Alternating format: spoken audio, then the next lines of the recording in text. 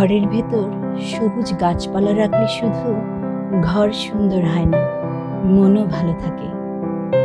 তাই গাছ ও মনকে সতেজ রাখার জন্য প্রয়োজন কিছু যত্নের। এই যেমন ধরুন, নিয়মিত পানি দেয়া, আলো ও বাতাসের সঠিক ব্যবহার, গাছের সার দেয়া। ঠিক তেমনি প্রতিটি মানুষের জীবনে সম্পর্কগুলোর সঠিক যত্ন নেওয়া খুবই প্রয়োজন।